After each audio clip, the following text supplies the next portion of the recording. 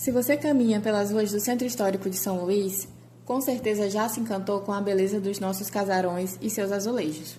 Mas você já parou para olhar para cima? Olá, somos da turma de Teoria da Conservação e Restauro do curso de Arquitetura e Urbanismo da UEMA. Essa equipe é composta por Ana Carolina Ribeiro, Lara Oliveira, Lucas Germano e Maria Clara Braga. Nesse podcast falaremos sobre os telhados desses imóveis, que além de desenharem o horizonte da nossa cidade, guardam séculos de história e uma engenharia genial feita para resistir ao nosso clima de sol forte e chuvas intensas. Mas quando as chuvas de São Luís apertam, uma preocupação comum começa a rondar os moradores do centro histórico, o estado do telhado. Afinal, viver um patrimônio mundial também traz desafios e questionamentos. Como lidar com as goteiras no inverno? Como preservar, proteger e garantir a segurança dessa estrutura? Para responder essas perguntas e trazer dicas práticas de conservação e restauro, o nosso podcast recebe hoje um especialista, o engenheiro civil Tomás Fernandes. Vamos descobrir juntos como proteger a estrutura do seu casarão sem apagar a identidade histórica dele. Fique com a gente. Para o senhor, qual a importância de manter o desenho e os materiais originais dos beirais, como as beiras seveiras, cimalhas? Qual a importância desses elementos na preservação da fachada do imóvel? Isso é bem interessante, né? Na verdade, você precisa, é obrigatório que você mantenha, tá? Nós, na área de patrimônio histórico, a gente tenta retratar o máximo possível de como era esse casarão, mesmo dependendo da condição que ele se encontra hoje. E durante o projeto, você tenta, ao máximo, chegar como ele era antigamente. E dependendo do grau de deteriorização dele, quando você vai fazer uma restauração, há necessidade de dar um novo uso, mas mantendo as características originais dele. Até para aprovar um projeto desses, há necessidade de que seja mantido os desenhos ou o mais próximo possível de como ele foi construído, tá? Dando uma nova utilidade para esse imóvel, de forma que ele seja útil. Assim, a gente que trabalha no ramo de patrimônio, nós temos algumas regras a ser seguidas, principalmente pelos órgãos fiscalizadores.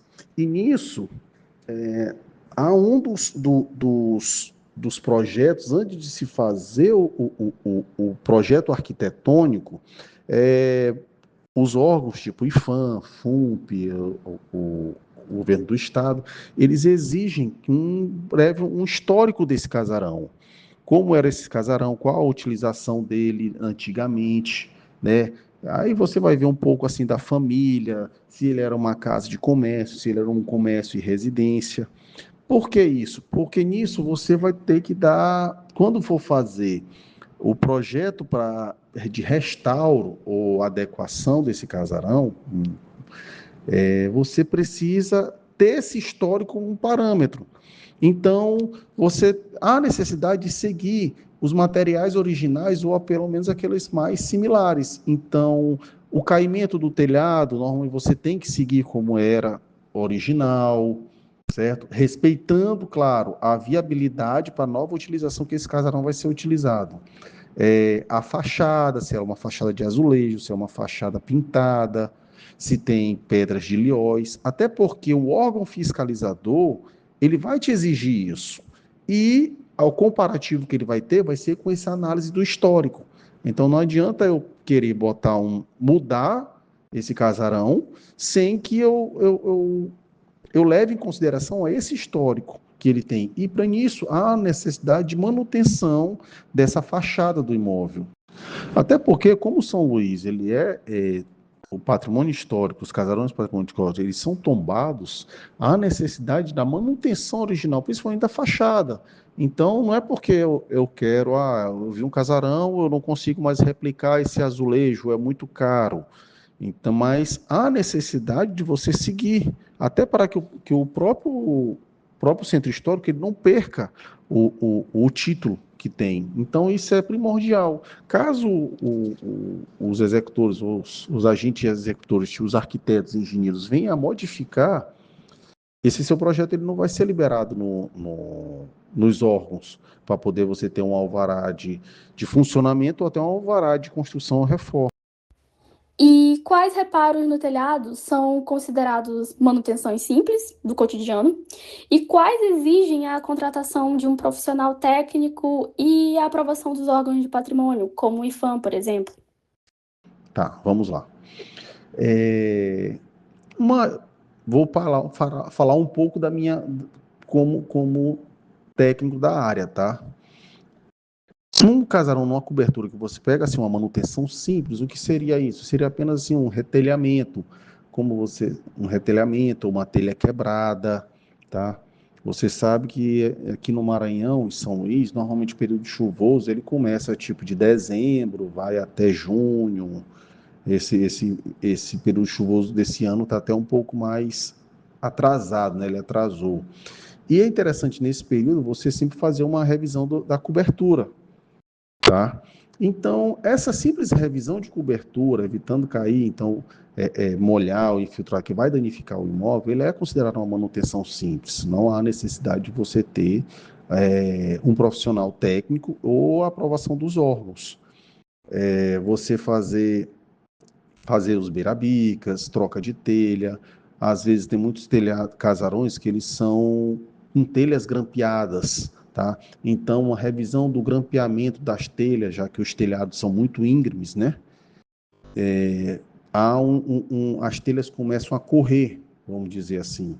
Então, quando dá essa simples manutenção, simples revisão, ela é uma manutenção simples, não precisa dos órgãos fiscalizadores. Ou, às vezes, há casarões que eles têm embaixo, você tem a questão de uma troca de uma ripa ou de um caibro específico, uma manutenção preventiva, vamos dizer assim. Então, ele não há necessidade dos profissionais.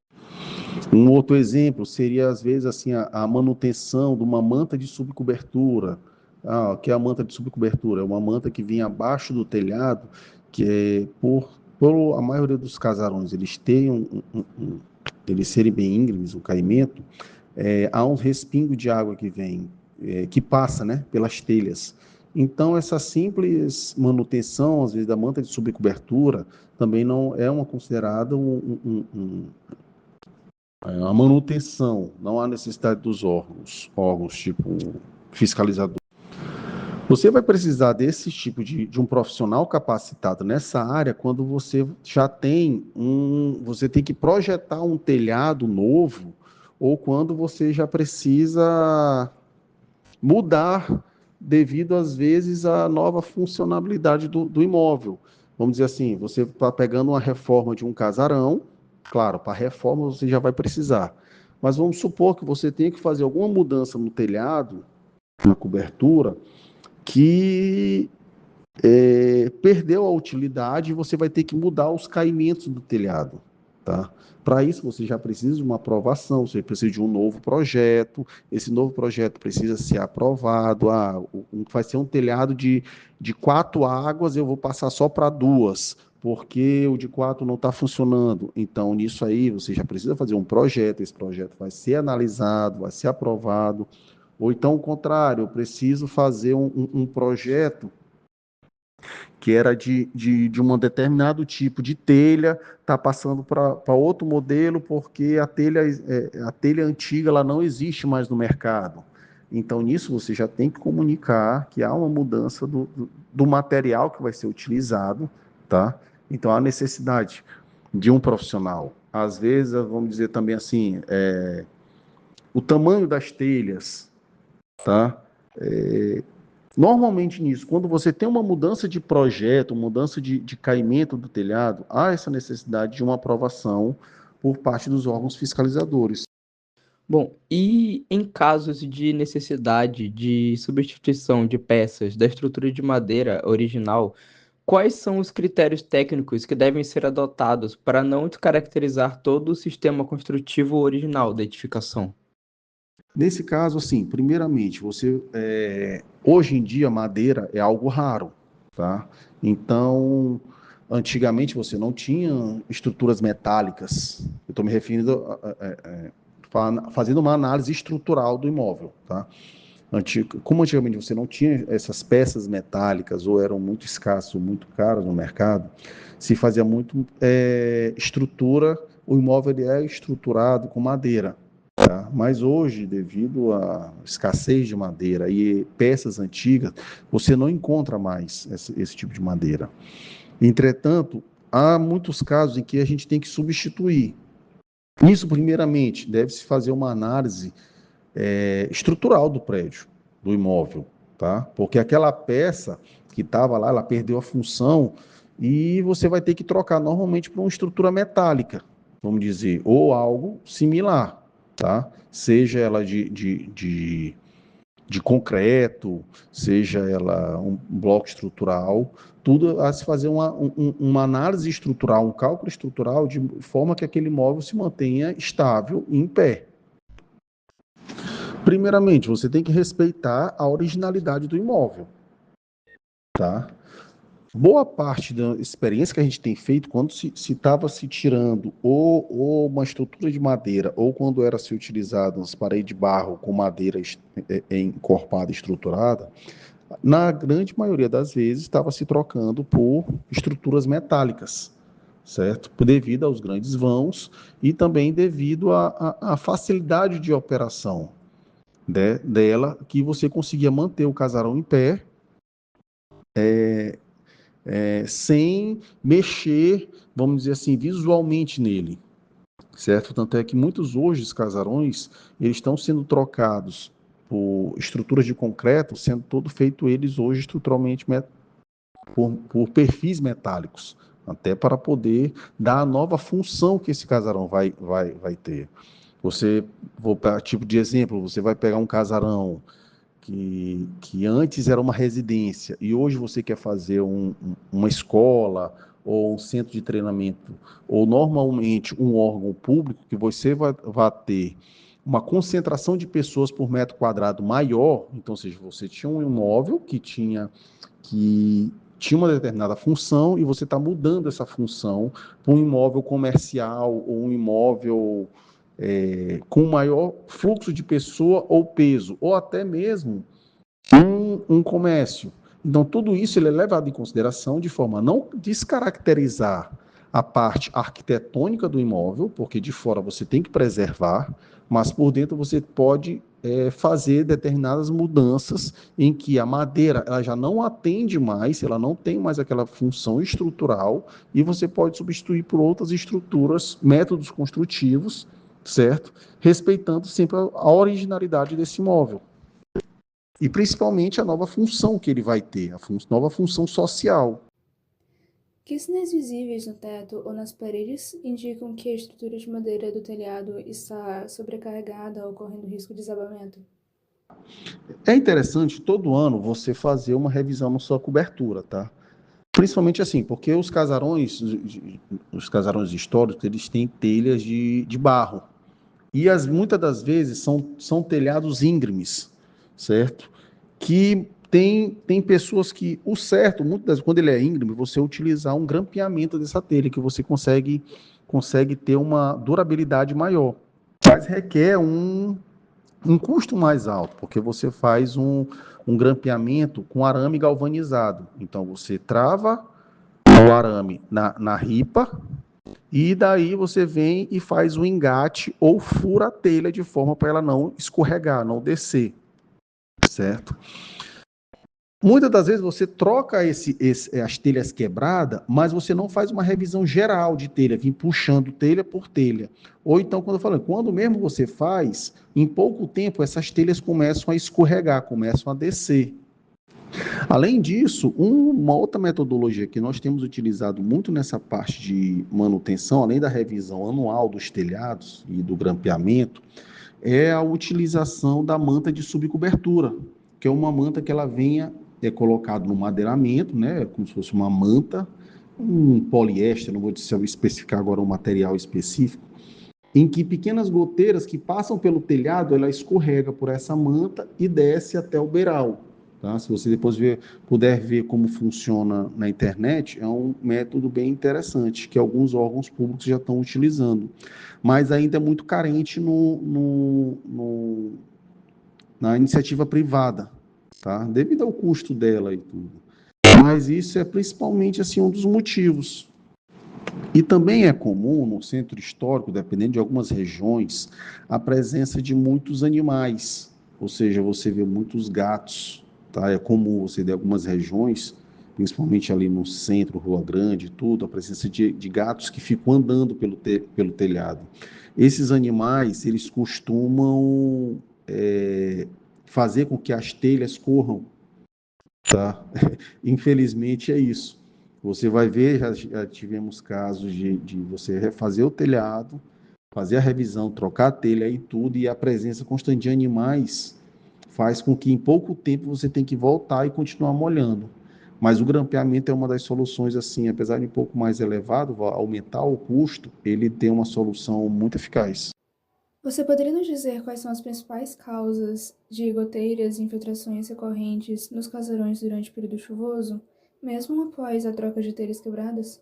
Olha, normalmente aí você já vai ter uma visão já mais estrutural do imóvel. Como você sabe, esses imóveis, o que segura eles são as paredes de pedra, tá? E uma parede de pedra externa, certo? E interna, às vezes você tem parede de pedra, você tem algumas paredes de taipa. A parede de taipa, ela não suporta uma pressão axial, né? Então, uma pressão vertical. E as paredes de pedra, elas suportam essa pressão vertical, essa força axial, mas dependendo do como ele foi ao tempo, você consegue ter alguns pontos visíveis que aquilo ali está prestes a ter um colapso. Então, tipo, às vezes, quanto ao madeiramento no teto, você verifica assim, às vezes aquela telha ela já está muito inclinada ou já está bem desgastada, seja de cupim ou tudo, as ripas. Você vê que o telhado ele não tem passado por uma manutenção, tá? Então, corre o risco desse telhado desabar na parte, pelo menos, das telhas, do madeiramento. Você já vê o telhado, você vê que ele está bem inclinado, ou são telhas muito antigas e muito pesadas, certo? Principalmente quando ela tinha umas telhas de barro, antigamente elas absorviam muita água. Mas, assim, com o tempo elas aguentavam e dava tudo. A falta de manutenção faz o telhado ter alguns aspectos. Você vê também, assim, os barrotes dos telhados, eles começam a rachar no ponto de encontro do telhado com a pedra de madeira, tá? Você que a gente chama um pouco assim, as cabeças das peças de madeira. Porque é o que acontece? Você tem uma peça de madeira que às vezes ela não é madeira maciça e a pedra tem a capacidade de ela reter muita umidade, certo? Com o tempo, você vê que aquelas peças dos caibros, ou as peças grandes, elas começam a ficar desgastadas devido à umidade, então começa a ficar corroído bem na emenda da peça, da peça de madeira com a parede de pedra, certo? Bem ali você já vê umas rachaduras e vê que a peça de madeira está prestes a colapsar. Na parede específica, você consegue dar uma observação simples, é quando a parede em si ela começa a segregar ou começa a ter certas rachaduras em que se verifica que há um sobrepeso do telhado na parede. Então, por exemplo, às vezes você tem um telhado que, ou por manutenção, ou teve uma mudança de função, ele está colocado diretamente nas pedras, certo? Beleza, a pedra ela aguenta uma força vertical até um determinado momento. Chega uma hora que essa parede, né, ou por falta de manutenção, as pedras começam a segregar e a peça de madeira começa a descer. Então, bem ali você já vê que aquela parede ela não está suportando o peso que a cobertura está colocando em cima dela. Bem, e para finalizar, como identificar se o telhado está sofrendo um ataque ativo de cupins ou outras pragas na madeira e quais medidas preventivas você recomendaria? Nessa parte, normalmente ainda é mesmo a vistoria, mesmo no olho, certo? Você vê assim, hoje em dia com a escassez de madeiras de lei, de qualidade, Normalmente a madeira lá vem um pouco chama de madeira branca, que é aquela madeira mista. Mesmo você comprando ainda umas madeiras de lei próprias para telhado, certo? O cupim, tem alguns casos, normalmente quando você vê assim nesses casarões, que o recomendado é você utilizar a madeira própria, que é uma madeira de lei, que ela não vai ter ou vai demorar bastante para ter venha que tenha o cupim ou alguns outros é, pragas, né? Vamos dizer assim. O recomendado hoje, você já tem alguns produtos próprios, não vou relembrar agora marcas específicas ou nome, que você utiliza nessa madeira de forma a dar mais é, garantia, vamos garantir mais o produto, que não venha atender ter esse problema, certo? Há alguns outros processos, só que são outros processos mais caros, tipo o que se faz hoje com eucalipto, certo? Apesar do eucalipto não ser uma madeira que é utilizada para telhado, você pode utilizar o tratamento que se faz hoje no eucalipto, que é a espécie de colocar o eucalipto num pressurizador e injetar alguns produtos, faz com que essa madeira ela não venha a ter o problema de cupim ou outras pragas. E o mesmo já se faz com essas madeiras para telhado, madeiras mais específicas, como em restauração você utiliza muito, que é um tratamento mesmo, realmente com produto químico. Só que isso onera bastante, não é qualquer pessoa que vai ter, principalmente, vai ter condições financeiras de arcar com o custo deles, principalmente em se tratando para madeira de telhado.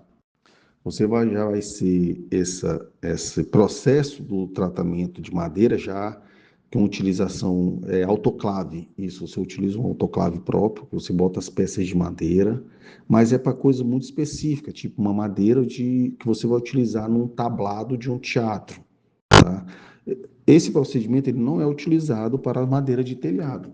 Então, a questão de um cupim mesmo ainda é no olho nu, né? Na vistoria mesmo, certo? E uma outra forma, às vezes mais barata, mas não muito convencional, além dos produtos técnicos, você vai ver muito pessoas mais baixa renda utilizar óleo queimado. Já em alguns casos, você utiliza o óleo queimado, você pega a madeira, passa óleo queimado nela todinha, que o óleo queimado é um produto barato, que é um produto normalmente descartado, né? E você consegue jogar nele, deixa secar e impede que o cupim e outras pragas venham a penetrar nessa maneira, diminuindo a vida útil dela. Não é o correto. Hoje em dia, no mercado, há produtos mais sofisticados, vamos dizer assim, mais específicos, mas é uma forma barata de você proteger essa madeira, certo? Encerramos por aqui o nosso podcast sobre telhados. Esperamos que essas informações te ajudem a preservar e proteger essas estruturas.